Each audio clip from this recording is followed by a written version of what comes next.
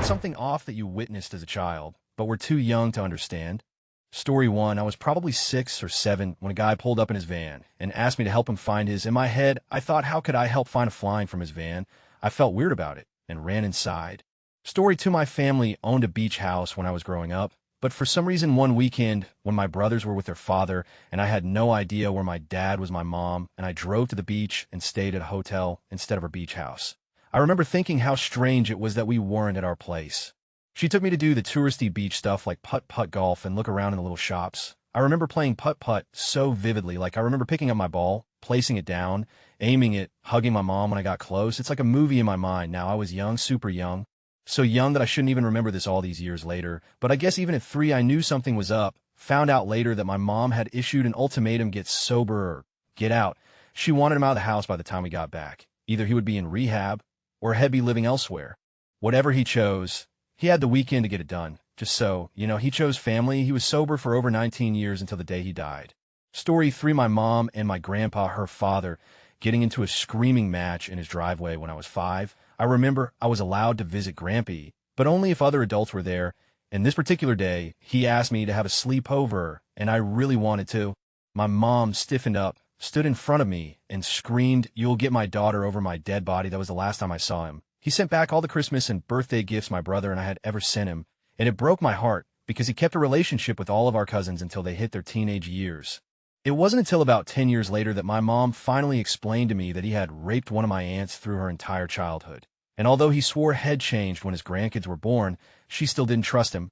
Turns out he was also molesting and raping my older cousin, the only one who was ever allowed to be alone with him, and not the daughter of my aunt had been raped. Although when my cousin expressed what was happening to her mother said he used to rape her too, and that if she survived it, so should my cousin.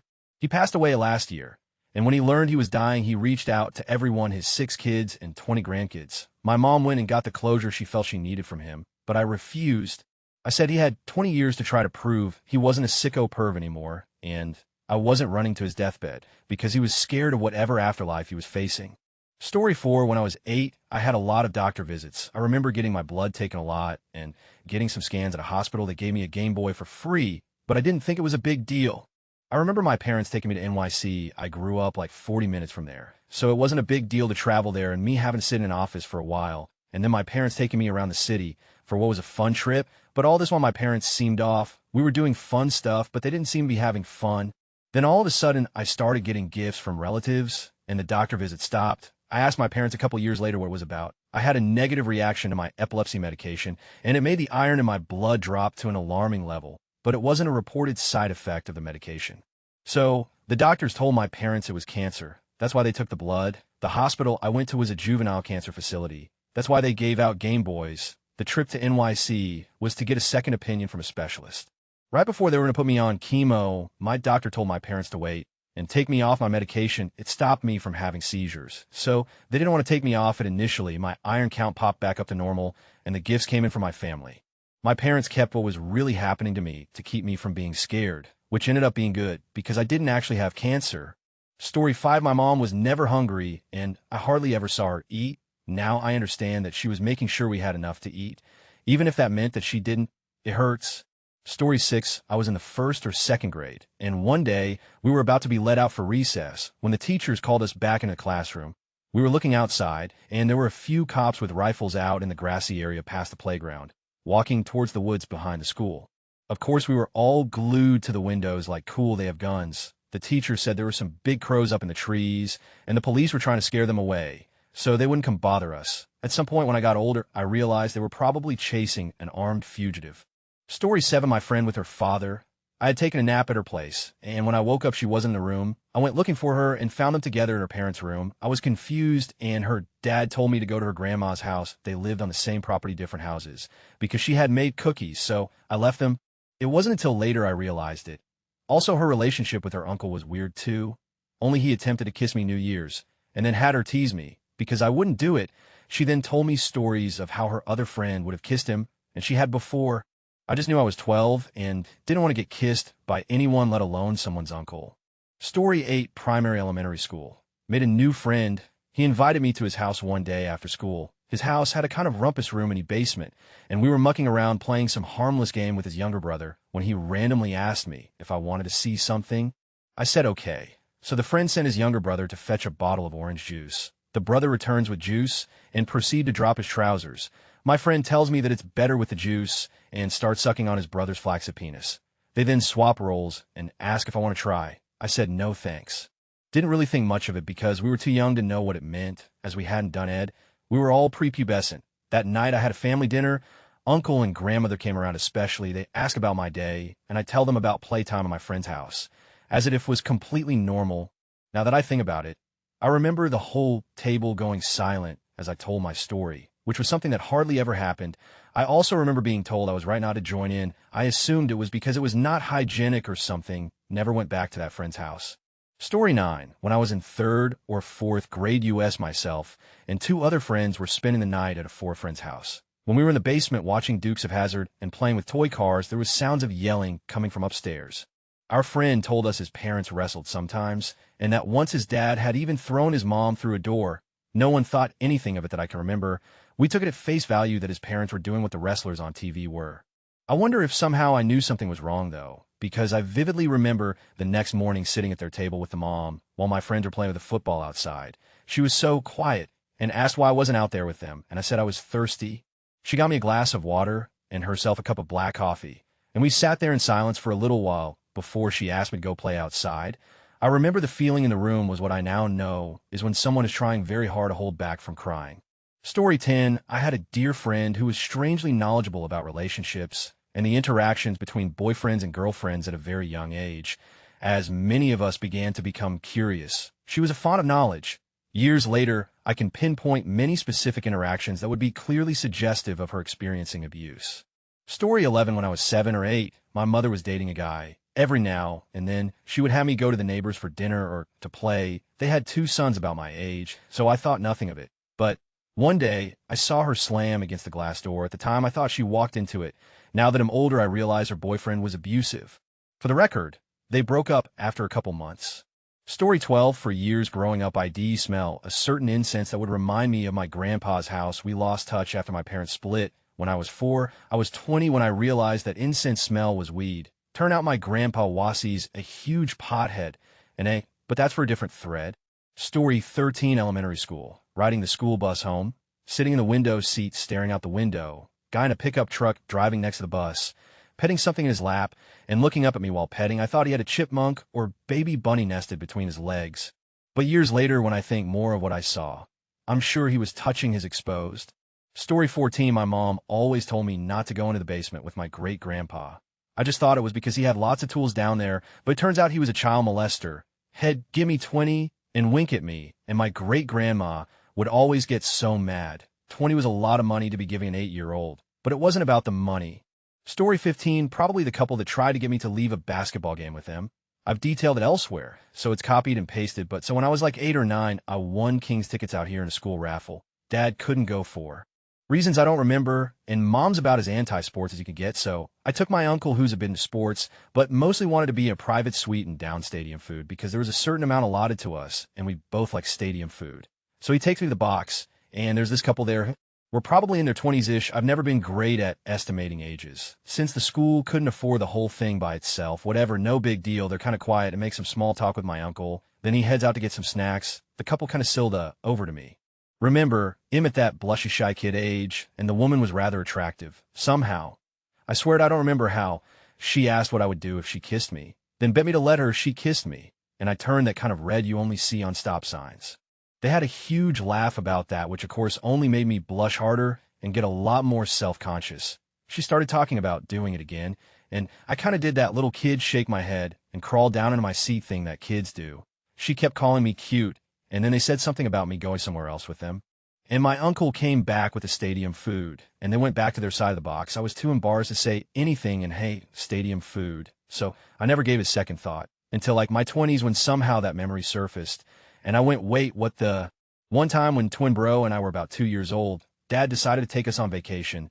We went to a motel in the sketchy part town, and he taught us how to jump on the beds. That's all I remember. Years later, Mom told us the story from her point of view. Dad had drunkenly kidnapped us. He hadn't told Mom that we were going anywhere. He had just up and taken us. She called the cops and everything, but since they were technically still married, it was a civil matter. And why did he do this? Mom had taken a bunch of speed because it's hard to keep up with twins. Her words, as if she did nothing wrong. Story 16, my uncle exposing himself to me on multiple occasions.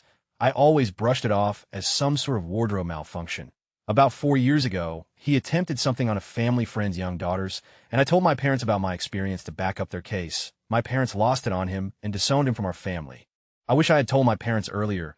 Christmas is so much better without him. Story 17, when I was a kid, there were some kids living in the house behind ours. One kid was in my sister's class, and we even went over there for a birthday once. To us, it seemed like a fun place where the kids had no rules. They were always jumping off their second-story roof to their trampoline, didn't often go to school, and I remember them sitting on the roof 4 hours coloring all the shingles with chalk. The house went quiet for a while, and one day, we got new neighbors. Years later, my parents said that the home turned out to be a meth house. I still have no idea what happened to those kids. Story 18, watching my neighbor's house burn down when I was 2 or 3. Luckily, they were out when it happened. I really enjoyed all the flashing lights of the fire engines, and after it happened, the neighbor's cat showed up at our house and moved in with us. Apparently, I asked my parents why the firemen burned the cat's house down. Story 19, visiting my uncle in a highly secure mental facility. All I knew at 6 was we'd stop at this big place with a lot of doors, meet him in the garden, and he'd save me the Fun Day Times out of the Sunday Times paper, and he'd make me woodwork things. A few years ago, I learned he had paranoid schizophrenia, and learned from my younger cousins, not the children of this uncle, but his sister. He had killed our great-aunt during a bout of psychosis and ended up at the unit. He always was an awesome uncle, and it's crummy how badly mental illness can affect people. He passed away last year, and I miss him a lot. Story 20, we were in Florida for vacation when I was 5. So about 1999, we were driving down some highway, and it was pouring rain, and it was very hard to see. Next thing I knew, my parents were freaking out, and I had always thought it was because of the storm. Last month, my mom told me what really happened. A semi-truck coming the opposite direction had slid across the median and hit a car that was behind us head-on, killing both occupants in the car. Story 21, when I was 13, my best friend, who was also 13, got a boyfriend. Thing is, this boyfriend was 46 years old. She used to tell me about all the times they had and to not tell anybody about her boyfriend, because they could get in trouble. She claimed she was in love with him. Eventually, I was introduced to him in a public setting. They didn't show affection, so things seemed okay. Looking back, they didn't show affection as to not raise suspicion, especially since her dad was around later on. She made a plan to say she was spending the night at my house, and I at hers, so this boyfriend could come pick us up and bring us to his apartment. He got us drunk while we played video games. My friend started to take off her clothes, and I followed suit. For some reason, I was totally comfortable being naked with her, as she is how I discovered I was. Eventually, we were both naked, and he started to take pictures and videos of us. He said he wasn't, but even then I knew he was. I remember us 3 fooling around, basically going as far as you can without penetration. Being so young and discovering sexuality still, I didn't really feel wrong or as if something was off. But now, looking back, definitely a big-time pedo, and there could be pictures and videos of my 13-year-old self out there. I stopped being friends with her soon after this. It wasn't the first time something like that happened with her, but it was the last. Story 22, I remember I was in the passenger seat. Mom was driving us home from the toy store. I remember looking over and seeing a man in a gray suit laying spread eagle, face down in the parking lot. I mentioned it, and she said, "Look away." TBH, I still don't know if it was a homeless guy, a drunk, strung-out dude, or a dead man. I hate that I can recall that few seconds so clearly. Story 23, TLDR. The weird teacher in my middle school turned out to be a pedophile. There was this art teacher who was just kind of strange. He never acted in any sort of suggestive of inappropriate manner. Just off, weird speech patterns, strange body language, etc. Once he caught a friend, and I goofing off in the hallway. When we should have been in class, he marched us back to our class and told our teacher he caught us having a tea party. Still no clue what he meant by that. Anyway, turns out he was a child pornographer. As far as I know, he was never convicted of actually touching a child, but he would apparently invite male students over to his house for tutoring, then unexpectedly have to leave for a while. He would leave pornography where the kids would easily find it, then set up hidden cameras to capture what most 1,213-year-old boys inevitably do when they are alone with creepy. Story 24. When I was little, my parents owned a plot of land with an ARV cabin on a large and busy campground. I was maybe 7 or 8 when this happened. I was in a neighbor's backyard, playing with their daughter, who was the same age as me. I don't know where our parents were. We were alone. Another neighbor came over. It was a middle-aged man named Chuck. My parents knew him and his wife. They'd play cards with him sometimes. Chuck walked over to the neighbor girl and talked to her. He didn't acknowledge me at all, which kind of upset me. He started wrestling with the girl, who looked pretty uncomfortable. He propped her up on his knee and then fondled her crotch. I thought it was strange, but I guess my kid brain figured that he had a good reason for doing it. I don't remember what happened next. Maybe I walked away. I think I told my mother what happened. I vaguely remember telling her, but maybe I imagined it. All I know is I never saw Chuck or his wife again during my childhood. Fast forward 15-ish years. My parents had gotten divorced, and I was at a restaurant with my father and siblings. I recognized Chuck and his wife at a table nearby. I pointed them out to my father, who immediately became serious. "Stay away from that sick," he said. It was only then when I remembered what I saw. I put two and two together. I really hope that neighbor girl is doing okay these days. Story 25, I used to shower with my mom. I was probably around 4 or 5 years old. I remember whenever I showered with her, she always had a black sponge between her legs. I thought it was those steel sponge that scraped off the rough spots on pans. I touched it, but it felt like hair. I remember asking my mom what that was, but I don't remember what she said. But I know she didn't say it was pubic hair. I so wish I could erase that memory. Story 26, in 6th grade. 2 new girls joined our class, identical twins. They were really quiet and could hardly introduce themselves on their first day. So what? Everyone is nervous and shy on their first day. No big deal. I didn't get better, though. In fact, the twins were getting even quieter and didn't even react when being called by the teachers. They were just sitting in class, staring blankly into the distance. During recess, they would just stand together in a corner, barely moving, not talking to each other at all. And this just continued until the end. The teachers would just ignore them, not even try and make them speak anymore. I mean, those girls were obviously victims of abuse, right? Either that or they had some other disorder, and no one was doing anything. Looking back, I can't believe that all of us just went along with that. Story 27, this creepy relative, my mom's cousin's husband, and they live pretty far away. So, thankfully, between distance and not being that closely related, we don't see him much. Who used to try to force the young girls in the extended family to sit on his lap when we were little, even when we were pulling away. He never tried anything beyond that, at least to me or my sister. Ick about my cousin, and I hated it as a kid, just because I wanted to go play with my cousins and not sit on some dude's lap doing nothing. Especially when I got to be like 6 and older and was too old for lap sitting anyway. I didn't realize there was anything weird about it beyond that. Only found out a few years ago, I'm 23 now, that my mom and her siblings got major creep vibes from him, never let us be unsupervised with him or stay overnight in any house that he was staying in, and started intentionally not inviting that cousin and her husband to stuff after he made some creepy comments about my sister when she was 8-something, in the vein of how she was growing into a beautiful woman and how she was a real looker. Last I saw him was at a funeral 3 years ago, and he definitely spent a lot of time looking at my younger cousin, who was 10 at the time and was thankfully born after my mom and her siblings started keeping a distance from him. He tried to sit next to me, my sister, and the younger cousin at the service, which was weird, since the funeral was for his wife's father, but thankfully his wife was like no immediate family, is all sitting up front. And then I stuck close to my cousin for the reception afterwards and kept an eye on him. Story 28, my best friend's parents were drug dealers and growers. The parents worked very blue-collar jobs, but lived a very nice lifestyle. They had a giant house, and my fiend had so much expensive stuff. We were friends staring at 3 years old, and he told me his parents were drug dealers when I was 15. Looking back, I should have known. We lived in a place that is famous for marijuana production, and the people with lots of money were growers. Story 29, I have a non-traumatic, benign one. I was in nursery school, playing outside near the edge where there were tree and undergrowth. I touched the top of a small brown mushroom, and it popped up, unfurling itself. This freaked me out for years until it dawned on me that the edges were just trapped from the undergrowth, and that ID not meant a weird, possessed little mushroom.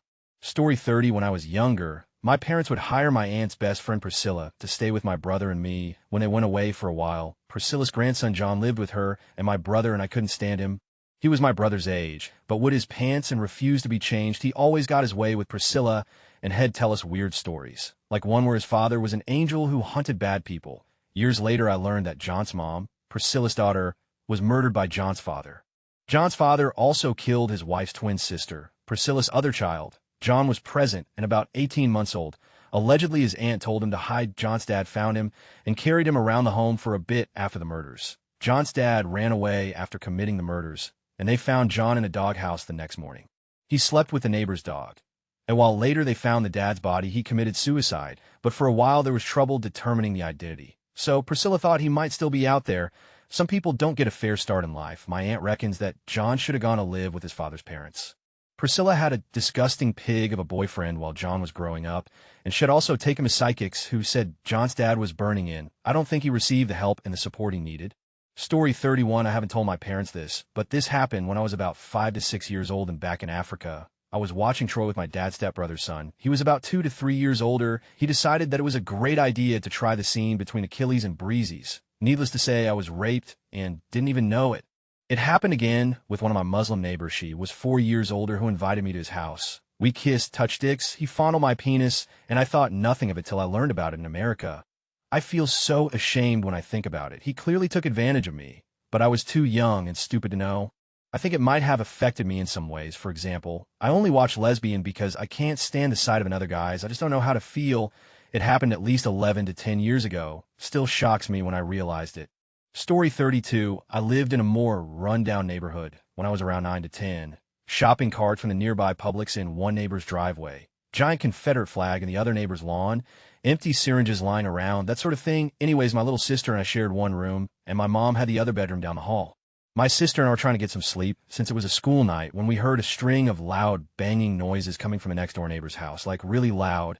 OFC, this scares the out of us, since we had no idea what this noise was. But my mom rushed over to our room and assured us that they were fireworks. But I remember that she was very nervous when she said this. Being a naive kid, I took my mom's word and completely forgot about the event. About 2 years ago, my mom revealed that they weren't fireworks, but gunshots. Turns out her neighbor was a drug dealer, and one of his buyers shot him dead in his own house. I guess the police also came and questioned my mom about it that night. But my sister and I were already asleep. Story 33, a kid transferred into my second grade class. He had a hard time making friends, but I found him tolerable, plus was a bit of an outsider myself, so he kind of latched on to me. Nice kid, very friendly and eager to please, always super excited to try anything new and fun, but also a bit overbearing and often very physical. He would tell stories of his parents drinking and fighting, but usually in a joking manner, like he was trying to make it into a funny anecdote. Once he tried to get me to buy him a birthday present. Said had never got a birthday present before and would really like to just once. I initially refused because I was weirded out, but told my mom about it later on, and she took me to the toy store and we bought him a set of Hot Wheels cars or something. When I gave it to him, he completely lost it, started bawling from happiness, and basically tackle-hugged me to the ground. In third grade, he seemed really down one day. He said he might have to leave school and go live with his grandparents, because his mom had hit his dad in the head with a frying pan and they couldn't live in their house anymore. Sure enough, a few days later he was gone and never came back. Didn't really realize the significance of any of this at the time, but had a bit of an moment when I randomly remembered him 15 years later. Story 34, my dad's when I'm around 8. Dad is an alcoholic, but to me, he's just dad. So he and my stepmom are throwing a party, and she freaks me out. She had been pretty horrible to me before, but I'd never seen her like that. She was screaming and hitting him and throwing across a room full of people at him. I hid under the table. The party was over. A few years later, Dad got sober.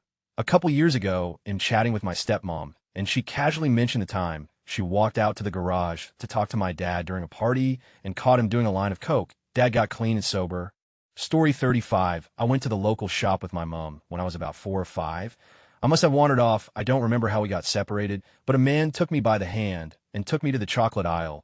He offered to buy me an Easter egg. That's when my mom appeared and snatched my hand away from him. As we were leaving, the same man started shouting that he caught me trying to steal a packet of biscuits, and he was apprehending me. I was a really quiet, shy kid. I've never stolen a thing in my life. I also wasn't near the biscuits at the time. I remember being scared and feeling like I'd done something wrong. In hindsight, I'm pretty sure he was trying to abduct me, then lying to cover up his actions when he was caught. Never let your young kids out of your sight. Story 36. During the MySpace days, my friend used to talk to this guy online. She was 14, and he was in his late 20s. She had the biggest crush on him. They met in person quite a few times, and he even came to our school carnival hosted by the school, but family and friends were welcome. I was too shy to ask if anything happened between them. But I'm not sure a guy in his late 20s maintaining an innocent friendship with an underage girl is plausible. Opinions. Story 37. My dad used to be a serious drug addict and alcoholic. I remember this one time when I was 5.